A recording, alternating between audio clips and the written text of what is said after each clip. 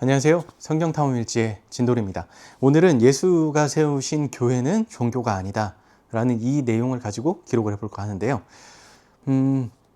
이 내용을 진행하기에 앞서 베드로가 고백을 했던 말이 있죠. 주는 살아계신 하나님의 아들이십니다 라는 이 고백을 했던 곳이 있는데, 그 장소가 바로 가이사랴 빌립보라는 곳입니다. 가이사랴 빌립보는 예수님께서 평소에 이제 지내시던 곳보다 좀 먼 곳인데, 굳이 이곳까지 가서 제자들에게 무엇을 이야기하기 위해서 가셨는가, 이것을 생각해 봐야 되는데요. 가이사랴 빌립보라는 지역 이름에서 들을 수 있듯이 이 가이사랴, 이것은 로마 황제의 이름입니다. 로마에서는 황제를 신으로 여기죠. 이 도시는 로마로부터 신격화된 도시라는 의미를 갖고 있는 거예요. 그리고 이 도시에는 판신이라는 신을 섬기는 신전이 있어요. 그 밖에도 그리스 그 지역에 여러 신들의 신전이 또 머물러 있는 곳이기도 해요.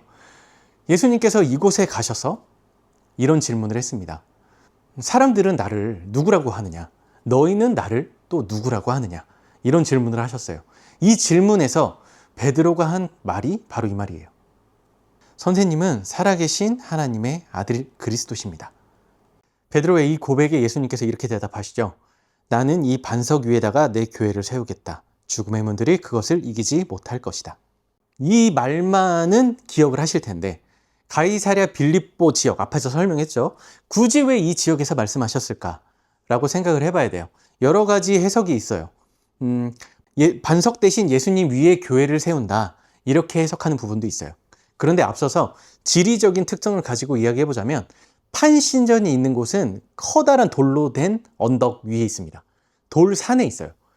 굳이 돌산, 한마디로 그 돌로 된 위에 있는 신전과 반석 위에 교회를 세우겠다를 비교해서 이 지역에서 말씀하신 것을 새로운 돌 위에 세워야 된다라고 이해하는 해석도 있습니다. 또 다른 해석은 베드로의 고백, 베드로의 그 고백 위에 교회를 세우겠다라는 해석도 있어요. 이렇게 세 가지 해석이 있는데, 예수님께서 하신 그 말씀과 베드로의 고백이 서로 맞물려 있는데, 베드로의 고백에서 이런 말을 했잖아요. 선생님은 살아계신 하나님의 아들 그리스도십니다. 하나님의 아들이십니다. 이 말을 좀 주의 깊게 생각해 봐야 돼요. 하나님의 아들은 예수님이다. 우리는 교회를 다니고 이 믿음을 가지고 살아가는 동안 엄청 많이 들었기 때문에 그냥 당연한 얘기처럼 생각하지만, 당시 유대인의 사상에서 생각을 해봐야 돼요. 베드로는 유대인이니까 유대인들은 이렇게 생각을 합니다. 아들은 아버지의 상속을 받는 존재예요. 그래서 아들이 없으면 아버지의 상속을 받지 못하잖아요.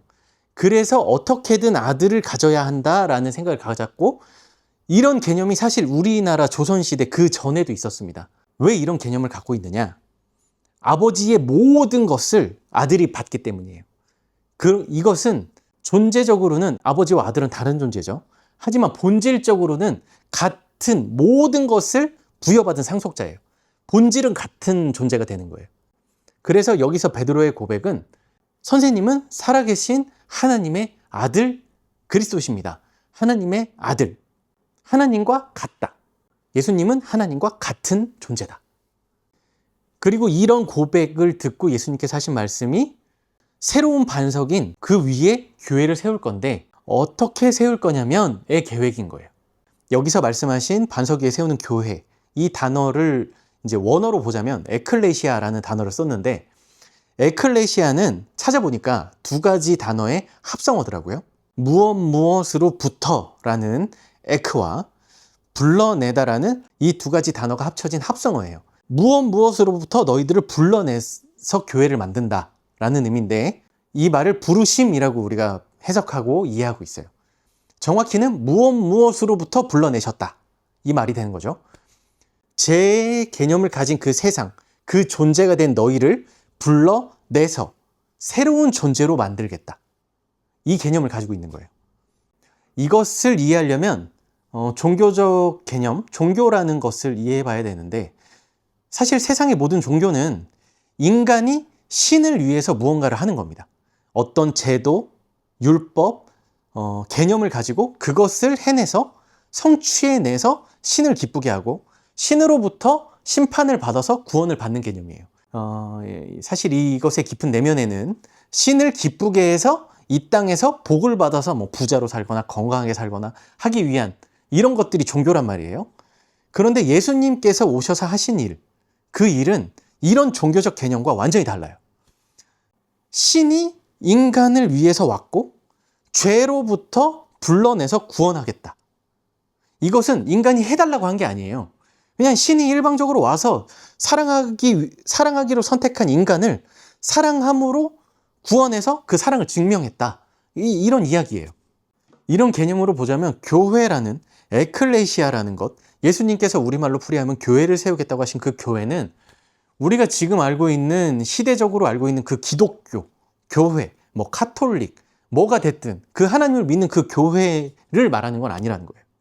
하나님과의 관계, 불러내서 세우심을 받은 사람들이 하나님과 관계를 맺고 사는 것, 이것을 교회라고 부르고 그것을 세우셨다고 이야기하는 거죠. 이런 의미에서 보자면 종교는 굉장히 많은 틀이 있어요. 규칙이 있고 제도가 있고 지켜야 하는 것들이 있어요. 그런데 예수님께서 말씀하신 진리가 너희를 자유케 하리라 라고 말씀하신 그것처럼 예수님은 우리를 이런 틀에서 꺼내서 자유롭게 하셨다는 거예요. 당시 예수님이 오셨던 시대를 보자고요. 모세 시대에 세워진 율법, 하나님이 인간을 사랑하셔서 너희들을 위해서 세우신 율법이에요. 하지만 그 율법을 지키는 싸움에 갇혀버린 거죠. 그래서 하나님을 알고 하나님을 사랑하고 서로 사랑하는 그런 개념이 담겨있는 율법을 해석하지 못해요. 그냥 지키는 싸움만 하는 거예요. 안식일을 지켜라. 이런 개념, 수많은 율법을 그냥 지키는 것만 하는 거죠. 그리고 이것을 지켜야 구원받는다고 생각하는 겁니다. 이거는 잘못된 거잖아요. 그래서 예수님이 오셔서 나는 율법을 폐하러 온 것이 아니라 율법을 완성하러 왔다. 율법을 완성하셨죠. 어떻게? 부르심으로. 그 종교적인 틀 안에 갇혀있는 사람들, 죄의 틀 안에 갇혀있는 사람들을 죄로부터 불러내셔서 새롭게 세우신 곳, 그것이 교회입니다.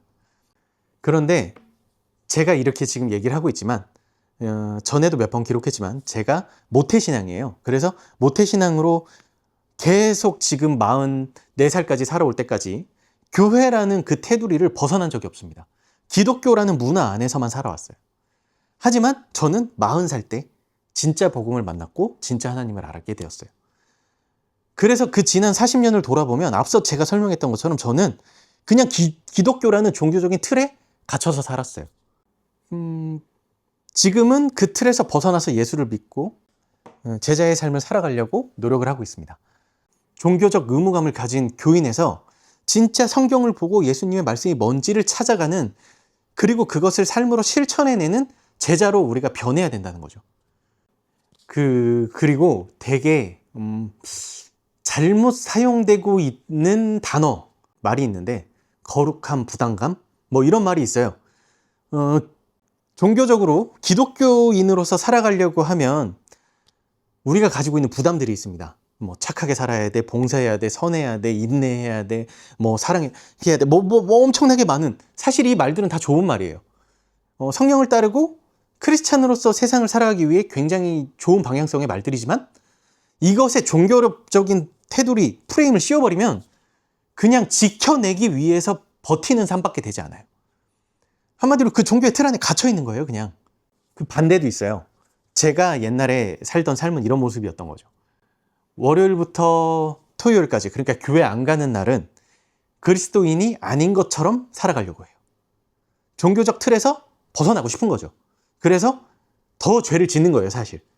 그냥 틀을 벗어나서 더 방탕해지는 거죠. 어떤 의미에서 그렇게 살다가 일요일이 왔어요. 그러면 거룩한 부담감을 가지고 굉장히 거룩한 크리스천처럼 일요일 하루를 살아냅니다. 집사님, 권사님 말도 이쁘게 하고, 그리고 교회 가서 사역도 열심히 하고 봉사도 열심히 하고, 그리고 교회 일 끝나고 퇴근하고 집에 와서 다시 삶을 살아가는 것은 크리스천이 아닌 것처럼, 크리스천이라고 일부러 얘기하진 않아요. 하지만 굳이 숨기지도 않아. 하지만 사실 너희들이 내가 교회 다니는 거 몰랐으면 좋겠어. 왜냐하면 내가 조금 교회 안 다니는 사람처럼 자유롭게 살아야 되니까. 이런 개념을 가지고 살았다는 거예요. 이것은 마치 결혼을 했어요. 근데 남편이 이렇게 말하는 거예요. 나는 결혼은 했지만 아내의 말을 중요하게 생각하지 않아. 그리고 아내가 원하는 것을 해주는 것보다 내 마음대로 사는 게 더 중요해. 그래서 내가 집에 가면 남편으로서의 역할을 하지만 밖에 나오면 싱글인 것처럼 내 마음대로 살 거야. 이렇게 이야기하는 거가 같다는 거예요. 그래서 야고보서에서는 이렇게 말합니다. 행함이 없는 너의 믿음은 믿음이 없는 거다. 행함이 없는 믿음은 믿음이 없다고 얘기해야 된다. 야고보서에서는 이렇게 이야기하고 있어요. 이 이야기의 본질은 믿음이 있다 없다 이야기를 떠나서 너의 존재가 예수님께서 구원해 주신 교회인데 교회가 아닌 것처럼 산다. 그럼 널 교회라고 부를 수 없어. 이런 이야기예요. 부부가 삶을 공유하지 않으면 부부가 아닌 것처럼 교회가 교회처럼 살지 않으면 교회가 아니게 되는 거예요. 하나님과 관계를 가지고 살아내도록 부르심을 받아서 교회로 세워졌는데 하나님은 모르겠어요. 나는 내 마음대로 살래요. 하지만 필요할 때는 나 좀 도와주세요. 이런 관계를 하나님께서 원하시지 않는다는 거죠. 이런 상황을 하나님을 안다. 나는 믿음이 있다. 라고 얘기할 수 없는 상황이다. 라고 우리는 생각을 해야 됩니다.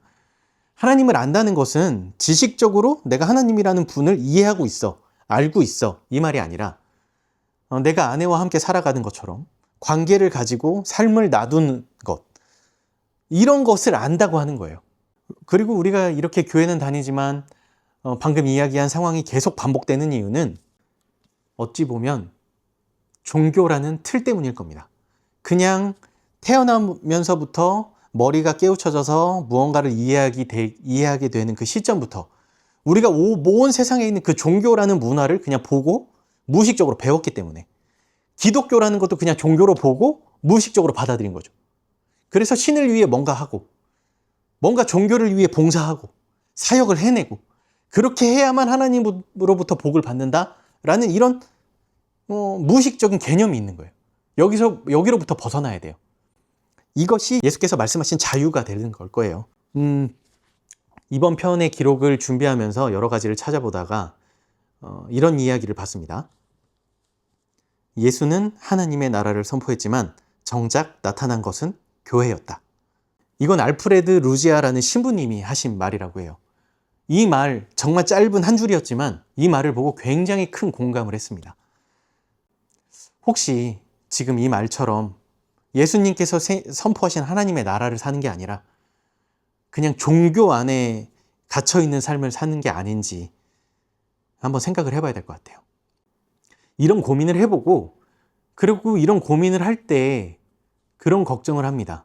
내 앞서 살아왔던 그 많은 종교적인 삶이 그 잘못된 것들이 후회되고 어찌 보면 그것들이 무너지는 것이 두려워서 내가 쌓아놓은 종교적인 그 탑의 결과들 되돌아봤더니 내가 종교 생활을 했었네?